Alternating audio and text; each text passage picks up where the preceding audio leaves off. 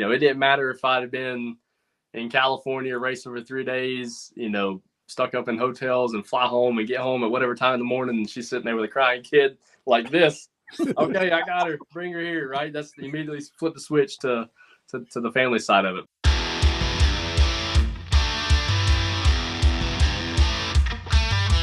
Freak Nation, Daniel Hemric joining us here in the Freak Nation. He's been in before, when he's running with RCR, and it's been a while. Damn it! Since then, he's got himself in. No. I think okay. You've got your Xfinity Series championship since that interview. Before that, Rookie of the Year. Now running for Colleague Racing full time this year in the Cup Series. Good to get you back in here, but more importantly, watching some of this, the live on MAVTV, which debuts Thursday night, 10:30 Eastern on MAVTV. You let them go places where I didn't think you would let them go, Daniel Hemric. Yeah, I'm sitting here thinking about exactly what you're referring to, but I guess I'll have to tune in again and watch myself. But it's good to be back on here. Obviously, super pumped to have everyone be able to, take a glance into the deeper parts of our life. And it was fun, doing the feature, and hopefully everybody enjoys watching it and getting a little backstory of myself, our family, and what makes this crazy world we live go around. Judging by your answer, you're right. You got to refresh yourself. Like, oh hell, that's right. What was it? What is going to air on MAVTV in the live? But what's great about these series, and frankly for SpeedFreaks, Daniel, is it's cool, nuts and bolts. It's great. All right, yep. But that's not why we do this damn thing. It's to talk about the trophies behind you, and once you're done with this interview, you're clearing out the room for your two kids. I mean, frankly, that's what we as SpeedFreaks want to know, is more about you and your wife and your kids and what you do off the track, and the life is doing that. Absolutely. Yeah. I'm telling you, it was just fun to kind of get the questions we got, throughout the interview process, just throughout the kind of the natural settings of what our day-to-day lives are here away from the racetrack. You touched on it. Yes. Last interview I'll do is sitting right here. This room right now has got a queen bed for our, my mother-in-law or father-in-law, whoever comes to town, and a lot of trophies. And I promised my 4-year-old as of last week, Ren, that once I did this here, that we would start, getting rid of the stuff. I have no idea what to do with the trophies and all that good stuff. But we got to make them a playroom. She's been enough of her friend's house that have playrooms, and she's always asked me, Daddy, why do I not have a playroom? So soon enough, Rennie girl, you'll have one. So RIP to the stuff behind me. We'll figure that out. But hold on. That stuff behind you is what pays for the things that go into that playroom. So she's got to respect those trophies just a little bit. I mean, as a 4-year-old, listen, if you want your dolls and your dresses and all your friends to have a good time when they come over, they can't have no fun with this stuff. Yeah, they may tell stories about it way later in life to one another, but right now, no, make sure their house is blown up so they can bounce around the backyard, and the playhouse and playrooms ready to go for them. That's all that matters. Did I just hear you, Daniel Hemric? You own a bouncy house? Oh, small, very, very small.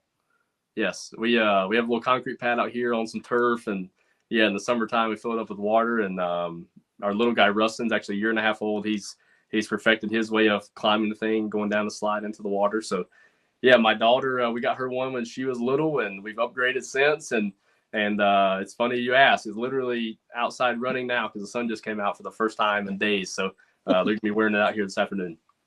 You are the house to go hang at. As soon as that playroom is ready, the current trophy room, soon to be the kids' playroom, you will be the house to hang out all of 2024. Wow. I mean, right, wrong, or indifferent, I'm going every weekend, many days a week. My wife's the one who's got to be the one to keep up with all of it. So I'll provide the stuff if she can take care of everything. Hey, hold on. I want to jump in here. Daniel Crasher and I are married. We have a 10-year-old daughter. And as you learned early on, once your wife has a baby, now 2 babies, all bets are off. It's right. I mean, you go out and run a race car, you support the family, but all bets are off for your children and your wife. I've given up on a guest room, a playroom. Oh, yeah. All my stuff, it's just like me and my bed. That's all I got now, man. You're not wrong. You're not wrong. Listen, I learned very quickly throughout the next transition of this journey in life with kids in particular. It didn't matter if I'd have been in California racing for 3 days, stuck up in hotels and fly home and get home at whatever time in the morning, and she's sitting there with a crying kid like this. Okay, I got her. Bring her here, right? That's immediately flip the switch to the family side of it. But that's one of things I've always told everybody, right? Like since having our first kid, I mean, obviously it's funny what you're talking about, but you know, once you go through that phase of life, right? Like just understanding that really all this stuff, racing isn't that deep, right? You just, you know, I've loved and like to think that we're thriving as a family outside of the racetrack scene. And that makes everything so much more worth it and enjoyable. And yeah, we're having a blast. This takes me right to the question I hadn't planned on asking, but we all have the saying, if the wife's not happy, nobody in the house is happy. But you changed that to say if the 4-year-old's not happy, nobody in the house is happy. The 4-year-old is running things, it sounds like. Well, let me tell you, depending on which side of the bed she wakes up on, you know what kind of day it's going to be. So that's not entirely false. I can promise you. Well, I remember 4-year-olds, and I was like you. I was working 30 hours a day, so I would come home, and it was always, wait till your father gets home. So no matter how exhausted I was, I'd walk in the house and say, you got to deal with him. You got to deal with her. She did this. They got to do that. And everybody's on punishment, so you got to deal with it. I'm out of here. Yep, I know those days ahead. You had those afternoons, I would imagine. Oh yeah, we have all those as well. My daughter's been in preschool now for 2 years, and I mean, even to the part where, you know, I never forget this. Last spring, she came home and she had to have a certain pair of tennis shoes, and she was losing her mind because she didn't have a pair. And I'm like, hang on. And so by the time I get home, I'm getting told all about it. I'm like, what shoes is she talking about? And she then informs me that her friend in her class, Matthew, has a pair of Vans, and she needs a pair of Vans because he's got a pair of Vans. I'm like, oh boy, here we are. At the time she's 2 and 3. I'm like, it's starting. We want to know, we want the same stuff your friends have, and la da da. So yeah, that leads to some interesting conversations that I'm sure y'all been a part of over the times with kids. But so Daniel, let's get back to a little bit of racing here. I think you drive for Colleague Racing there. That's all over the screen. But you've also driven for some of the biggest names in NASCAR. You raced for RCR, you raced for Gibbs, you raced for Junior Motorsports. This is going to be difficult, but I'm going to ask anyway. Which one had the best program? Which one were you most comfortable with? Oh man, most comfortable with. That is very tough to answer. They're so different. You know, every time I drove those different organizations were such different times in my life, right? Like, you know, didn't know what was next in from 15 to 16. Ended up going to RCR running in 2017, and here I am just, you know, making Xfinity starts in a series you never thought you'd have to be fortunate to race in. And, you know, I think back to the one thing that stuck out about that particular time in my life was I've been friends with Austin and Ty since we were 13, 14 years old, Austin and Ty Dillon. And so there's like that little bit of that family connection aspect of that. And then, you know, I ended up losing my deal in 2019 driving for those guys, and then was fortunate to go to juniors and drive part-time, but I knew it was a stepping stone to whatever was next. And then, yeah, my time with Gibbs, obviously, man, but just, I think the personal aspect of being able to sit down with coach and have conversations with this guy who's done so much and stood for such good things in life. And, you know, probably one of the best individuals I've ever met with people. And I've literally just tried to take something from all those guys, and ultimately led to my time here at Colleague Racing, where, you know, you have a fairly young entrepreneur, Matt Colleague, who is involved in hundreds of different businesses and paving his own way in his own right. So, man, I can't say that the one program was better than the other. They've all had their unique parts of my story and my journey. And that's, I think, what's fun is being able to go through all this and just try to learn from all of them.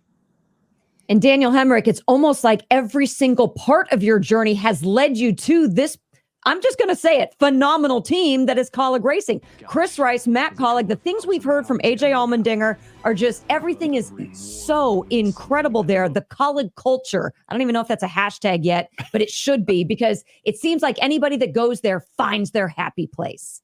Yeah, it is. It does have a different vibe from, you know, all those race teams we talked about a minute ago. It had a different feel to them. And then you have the Colleague way, like you said, the Colleague culture. And I've enjoyed embracing that with you know, AJ Allmendinger over the last couple of years. And, yeah, it starts with Matt Colleague, with no matter what, he wants us to have a good time. And he wants to make sure yes, we love what we're doing, but if we're not having fun doing it, then we don't need to be doing it. And I'm thankful for that. And it's been cool to just see that firsthand over the last 3 years. Listen, we're competing, right? I mean, our job is to compete at a high level, and to have an owner come to you and take a little bit of that burden off. Like, no one's going to be harder on you than you're going to be on yourself. So to have someone just come and give you that ease when times aren't going great, or even when times are going great, just take us out on a golf trip, or go just hang out by his motorhome at the racetrack. Like, just little things that he doesn't have to do, that he chooses to do to continue that culture within college racing. It's been fun to be a part of this journey on that side of it. Daniel Hemric, The Life on MAVTV, debuts Thursday night on MAVTV, 10:30 p.m. Eastern. And part of that, The Life, there's a section in there where your dad's talking about not paying the mortgage, being late for the mortgage because they needed to fund your freaking race car. And that's been like the driving core thing that I've loved to do since I was 5 years old. There was times that, house payment would be late because we got to go run this national because we're in the points. Does that still sting, or does that make you proud where you sit right now? Oh, man, I feel so much pride because of that.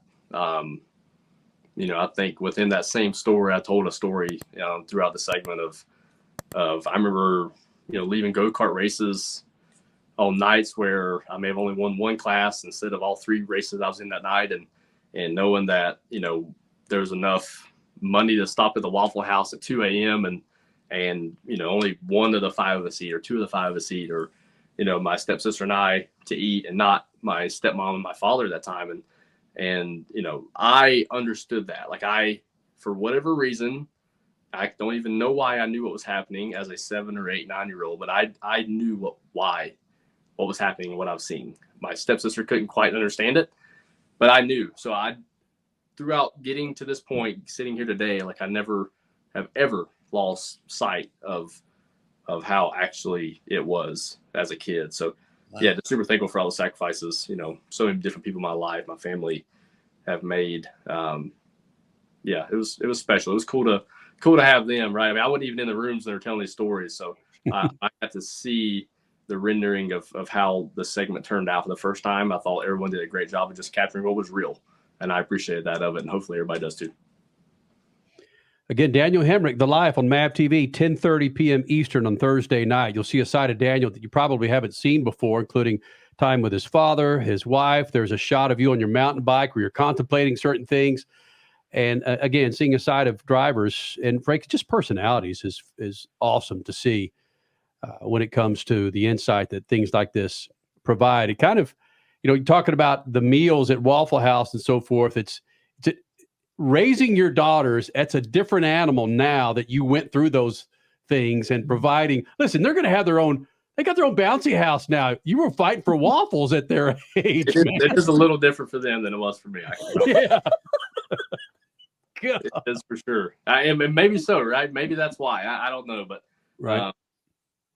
Yeah, I mean, it's funny. Like, I talk about our kids being in preschool and this and that. That wasn't a thing for us. Like, kids going to, whatever, hang out with their friends and do their stuff on the weekends and all the stuff that they're doing. Like, I raced. That was it. Like, I had one thing on my mind, and that was racing. So it's been fun to hopefully give them little things in life that they'll experience and they'll remember as really good life experiences from their childhood as they one day get to my place where they're at today. Well, Daniel, thanks for doing this, man. We're looking forward to seeing this thing Thursday night on MAVTV, 10:30 p.m. Eastern, buddy. Is that May 23rd? Yep. All right. Sounds right. Likewise, I appreciate it, guys. The weekend racing is over, or is it?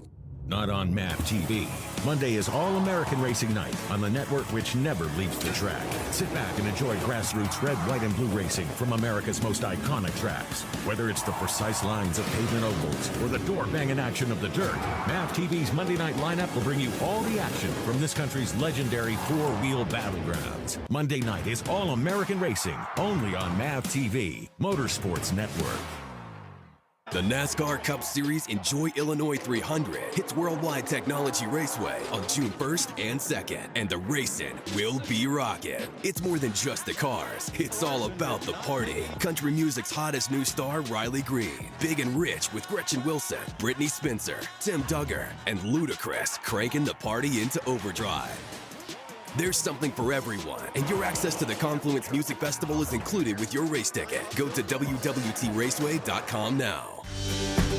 You take car maintenance seriously, and you want to pass on that legacy of care. Use Lucas Heavy Duty Oil Stabilizer to shield your engine from excessive heat, debris, and friction. Trust Lucas Oil. It works.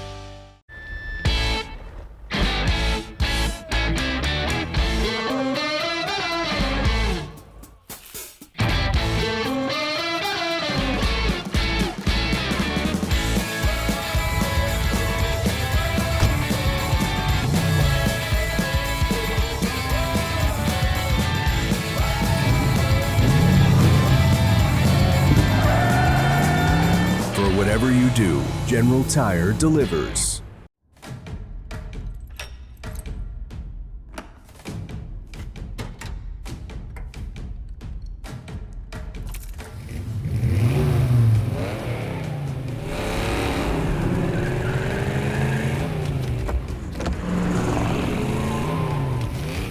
Looking for power to spare?